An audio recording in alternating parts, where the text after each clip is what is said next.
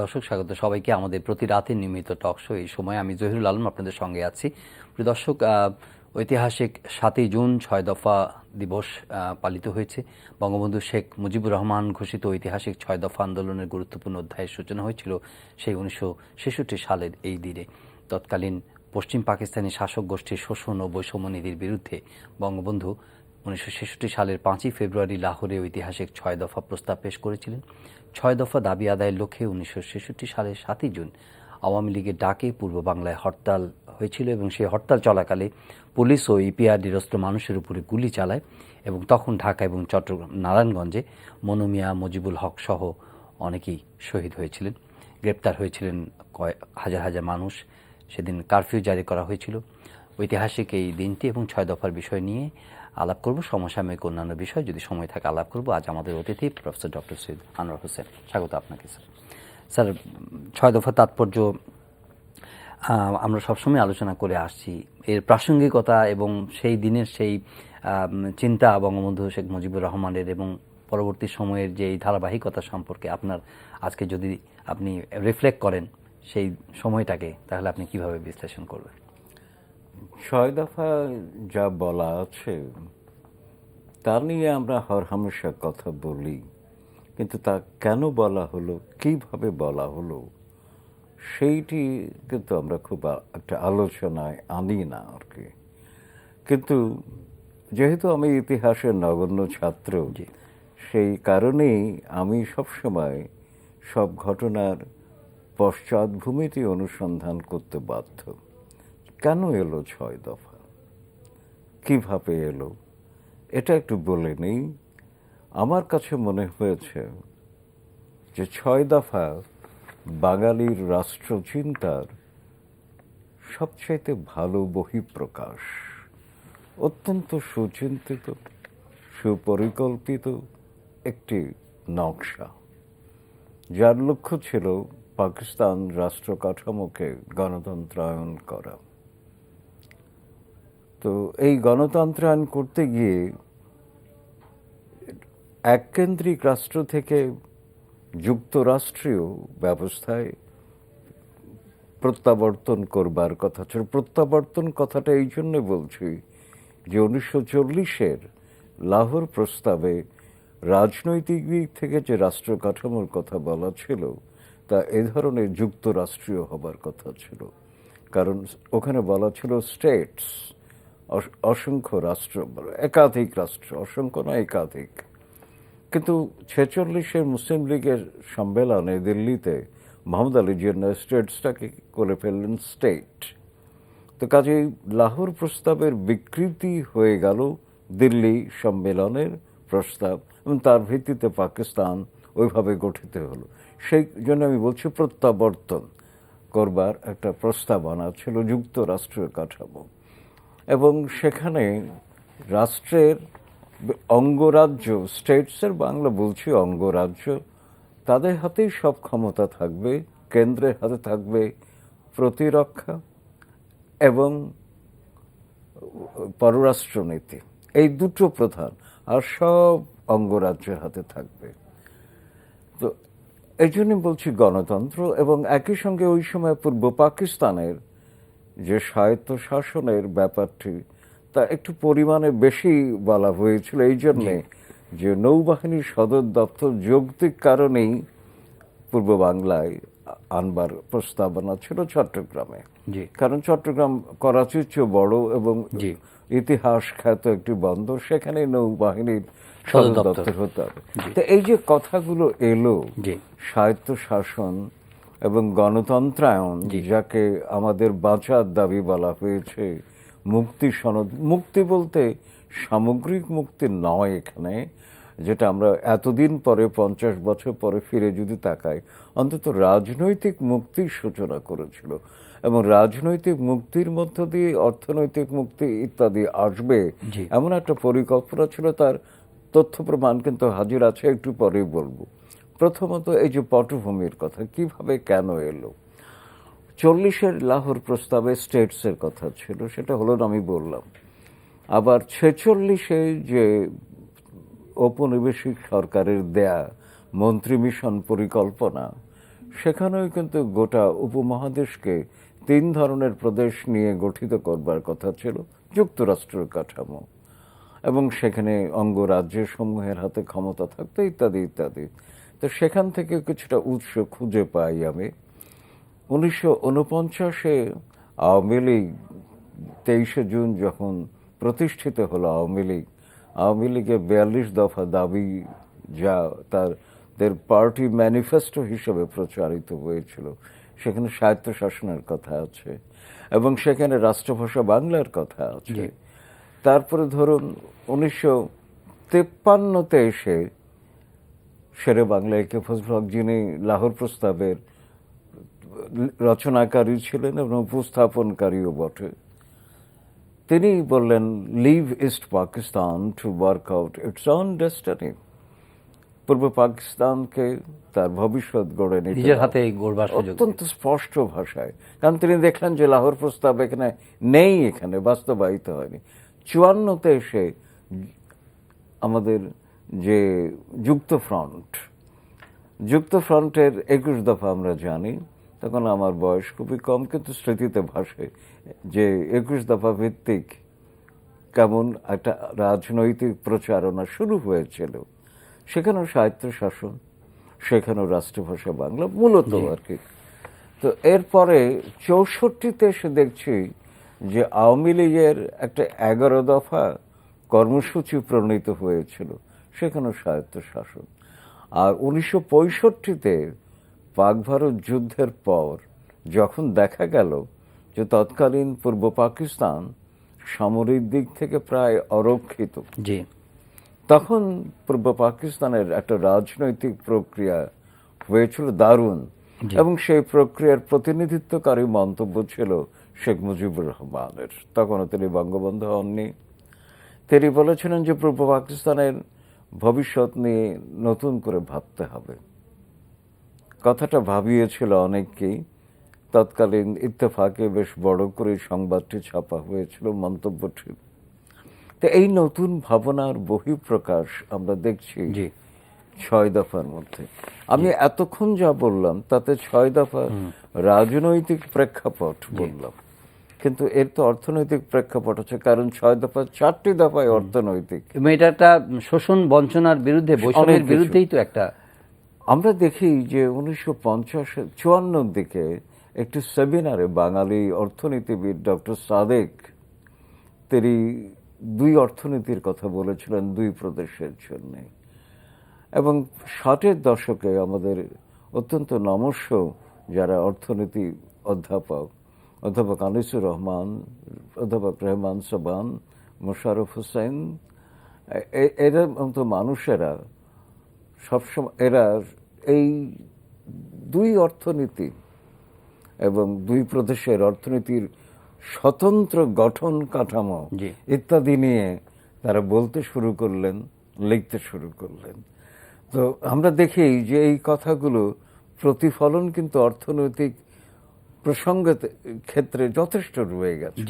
এখন একটি কথা চলে আসে, ইতিহাসের স্বার্থেই চলে আসে, যে এই যে রাজনৈতিক এবং অর্থনৈতিক দিক থেকে প্রভাবের যে পটভূমি আমরা দেখছি, এটি চূড়ান্তভাবে যখন 6 দফা প্রণীত হয় তখন কারা করেছিলেন এটা?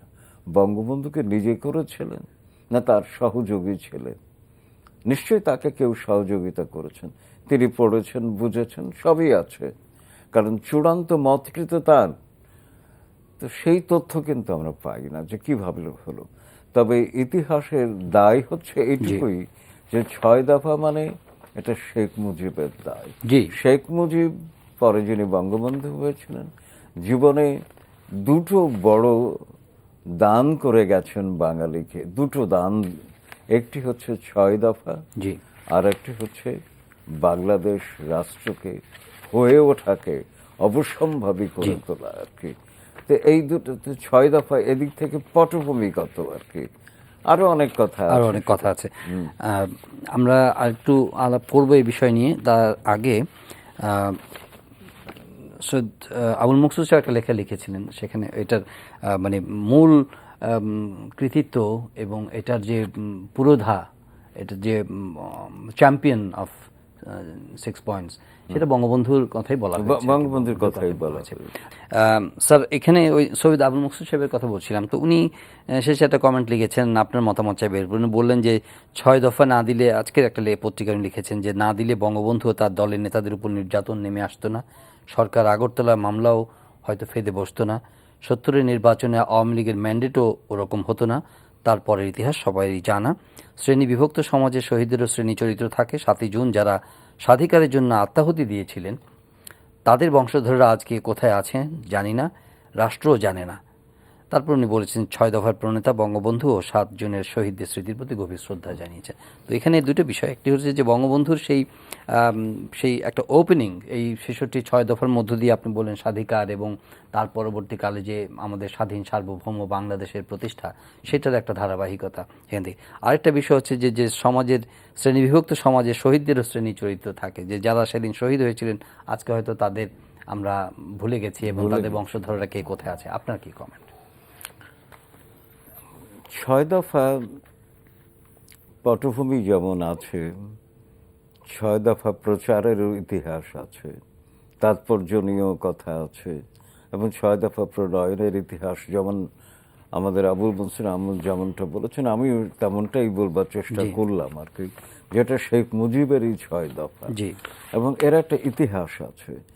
1965 পাক ভারত যুদ্ধের পর আইয়ুব খানের বিরোধী দল যারা ছিল তারা সবাই মিলে লাহোরে একটি সম্মেলনে বসেছিল আর কি, এবং সেখানে শেখ মুজিবুর রহমান আওয়ামী লীগের পক্ষ থেকে 5ই ফেব্রুয়ারি 5ই ফেব্রুয়ারি ওই সম্মেলনের সাবজেক্ট কমিটিতে 6 দফা উপস্থাপনের চেষ্টা করেন, কিন্তু তাকে সুযোগ দেওয়া হয়নি, কারণ সভা সঞ্চালক মওদুদী তাকে সুযোগ দেননি, যার ফলে বঙ্গবন্ধু তার 7 সদস্য বিশিষ্ট প্রতিনিধি দল নিয়ে ওই সম্মেলন থেকে বেরিয়ে আসেন এবং ঢাকায় চলে আসেন 11ই ফেব্রুয়ারি, এবং সাংবাদিক সম্মেলনে তিনি এই 6 দফা প্রথম ব্যাখ্যা করেন। এর মধ্যে 6ই ফেব্রুয়ারি লাহোরের উর্দু দৈনিক নওয়া-ই ওয়াক্ত, সেখানে একটু প্রথম পাতায় শীর্ষ খবর হিসেবে 6 দফার খবর এসেছিল। শিরোনাম ছিল শেখ মুজিব কা 6 নুকতা খতরনাক। 6 নুকতা মানে 6 দফা। আমি কোথাও কোথাও দেখতে পাচ্ছি যে বঙ্গবন্ধু যখন লাহোরে প্রস্তাবটি পেশ করেন তখন কিন্তু 6 দফা নাম ছিল না, নাম ছিল ABCD, এভাবে প্রস্তাব, আওয়ামী লীগের প্রস্তাব। কিন্তু এটা কতটুকু সমর্থনযোগ্য তা নিয়ে আমার নিজেরও সন্দেহ আছে, কারণ 5ই ফেব্রুয়ারি ঢাকা আওয়ামী লীগ অফিস থেকে একটা পুস্তিকা বার করেছিলেন আব্দুল মমিন, সেখানে কিন্তু 6 দফা লেখা ছিল। তো যাকে এটা নিয়ে বিতর্ক যাই হোক না কেন, দফাটা তো 6টাই ছিল, এটা আমরা বুঝতে পারি আর কি। তো এখন আর একটি হচ্ছে যে 6 দফা কি, 6 দফা কারা প্রণয়ন করেছে এই কথাটা আমি তুলেছিলাম এই জন্য যে কি এবং কারা প্রণয়ন করেছে এই দুটো নিয়ে খুব বিতর্ক হয়েছিল 7ই জুনের পর থেকে হরতাল পালন হওয়ার পরে। ততক্ষণে কিন্তু জনগণ 6 দফা গ্রহণ করে নিয়েছে, কারণ ওই যে পুলিশের যে প্রতিক্রিয়া, সরকারি যে প্রতিক্রিয়া, তা থেকে বোঝা যায় যে জনগণের প্রতি তারা কতটুকু রুষ্ট ছিল জনগণ 6 দফাকে গ্রহণ করবার জন্যে। তো এখন 6 দফা নাকি সিআইএর দলিল, এটাও প্রচার হলো। 6 দফা নাকি আইয়ুবের ঘনিষ্ঠ সহযোগী আলতাফ গহরের তৈরি, ইত্যাদি ইত্যাদি নানাবিধ বক্তব্য, এবং 6 দফা পাকিস্তান ভাঙার নীল নকশা, এবং যারা প্রগতিশীল তারাও বলছিলেন আর কি। কিন্তু এই বক্তব্যগুলোর সপক্ষে কোনো দলিল প্রমাণ আমরা এখনো খুঁজে পাইনি। এগুলো রাজনৈতিক উদ্দেশ্য প্রণোদিত সীমিত লক্ষ্যে দেয়া মন্তব্য বা বক্তব্য বলা যেতে পারে। তো এখন কথা হচ্ছে যে এই জন্যে 6 দফার ভেতর দিয়ে কি অর্জন করতে চাওয়া হয়েছিল। আমি বলেছি যে প্রথমত পাকিস্তান রাষ্ট্র কাঠামোর গণতন্ত্রায়ন, এবং বঙ্গবন্ধু তার বিভিন্ন বক্তব্যে কিন্তু এই কথাই বলেছেন যে এটা পূর্ব পাকিস্তানের জন্য শুধু না, গোটা পাকিস্তানের জন্য। এবং আমিও মনে করি যে এই দফাগুলো গৃহীত হলে পাকিস্তান রাষ্ট্র কাঠামোর গণতন্ত্রায়ন হতো এবং তারপরের পর্যায়ে বাঙালির স্বাধীনতা কিভাবে আসতো সেটা ইতিহাস বলে দিত। তো তার কিন্তু বীজ নিহিত ছিল 6 দফার মধ্যে। সেই কথাটাতে আমি আসি।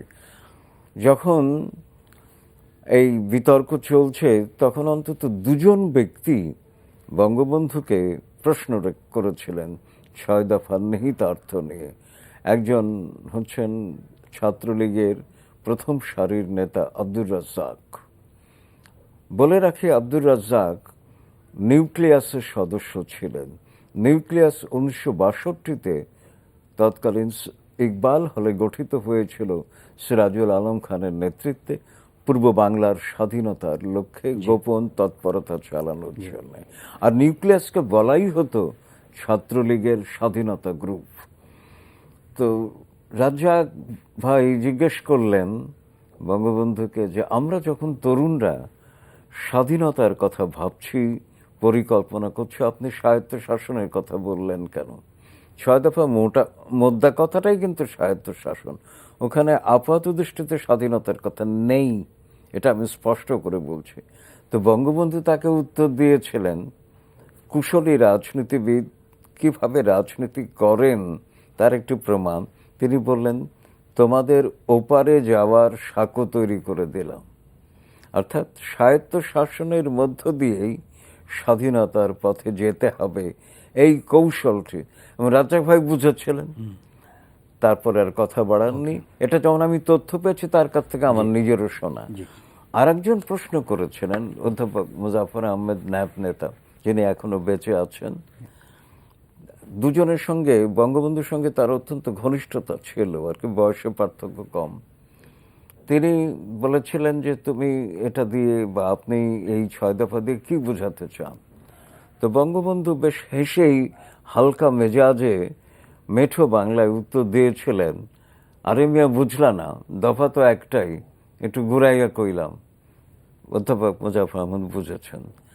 তো এমনিভাবে কুশলী রাজনীতিবিদ কৌশলে পটভূমি নির্মাণ করে নিচ্ছেন এবং ৭০-এর নির্বাচনে স্পষ্টই ঘোষণা করলেন বঙ্গবন্ধু, এই নির্বাচন 6 দফার উপরে ম্যান্ডেট, স্পষ্ট।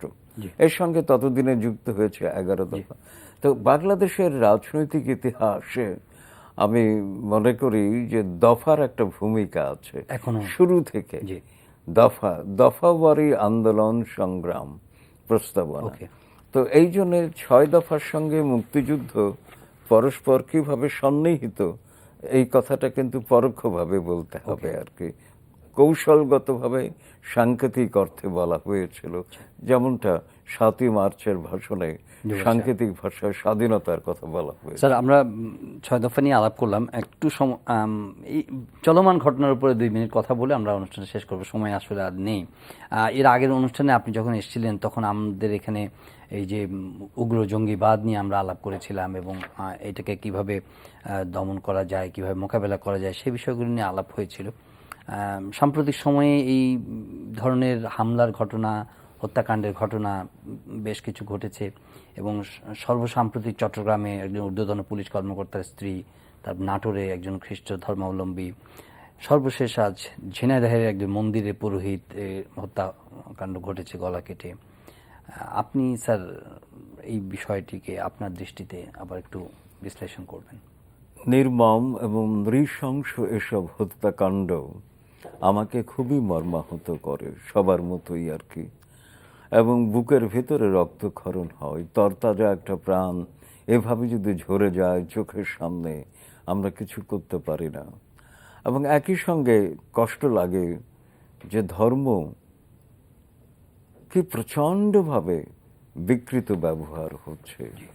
ধর্মের নামে আমরা ধরে নিচ্ছি এসব ধর্মীয় জঙ্গি গোষ্ঠীদের কাজ, কারণ সরকারিভাবে কোনো জঙ্গিকে এখনো নির্দিষ্টভাবে অভিযুক্ত করা হয়নি।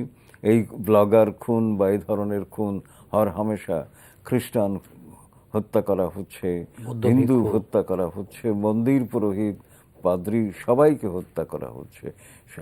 এবং সর্বশেষ একজন সাহসী পুলিশ কর্মকর্তা স্ত্রীকে পর্যন্ত হত্যা করা হলো। অর্থাৎ এটা কিন্তু একটু বিস্তৃত হলো, জঙ্গিবাদের অঙ্গনটি, সীমানাটি একটু বিস্তৃত হয়ে গেল, যে পরিবারগুলো এখন টার্গেট হয়ে যাচ্ছে। তা এখন কথা হচ্ছে, এগুলো তো ঘটছে, সরকারের পক্ষ থেকে তার স্বরে চিৎকার করে বলা হচ্ছে যে বাংলাদেশে আইএস নাই।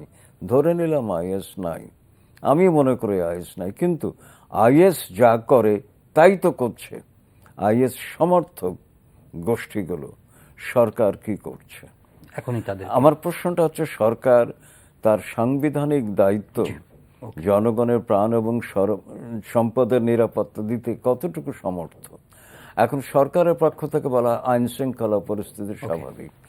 সবই যদি স্বাভাবিক হয় তো মানুষ খুন হয়ে যায় কেন? আবার অনেক সময় বলা হয় পশ্চিম দুনিয়াতে হর হামেশা খুন হচ্ছে।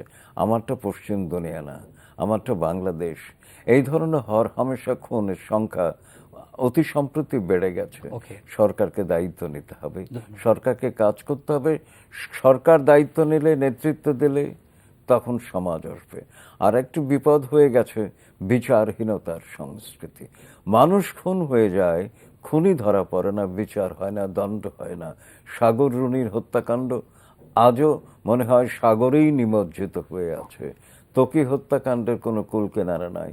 তনু হত্যাকাণ্ডে দীর্ঘসূত্রতার শিকার হচ্ছে এসব। অসংখ্য হত্যাকাণ্ড, কোনো বিচার হয়নি। তো সেই জন্য বিচারহীনতার সংস্কৃতি এই দেশে খুন তো স্বাভাবিক হয়ে যাবে। সরকারকে আরো তৎপরতা দেখাতে হবে, পারঙ্গমতা দেখাতে হবে। কথায় আমরা সন্তুষ্ট নই, আমরা কাজ পেতে চাই, আমরা নিশ্চিত হতে চাই আমাদের জীবনের নিরাপত্তা সম্পর্কে। স্যার ধন্যবাদ স্টুডিওতে আসার জন্য। প্রিয় দর্শক, আজকের অনুষ্ঠান এখানে শেষ করছি। সবাই ভালো থাকবেন, দেখা হবে পরের অনুষ্ঠানে। আর এই অনুষ্ঠানটি দেখতে অনলাইনে ভিজিট করতে পারেন www.ntvd.com।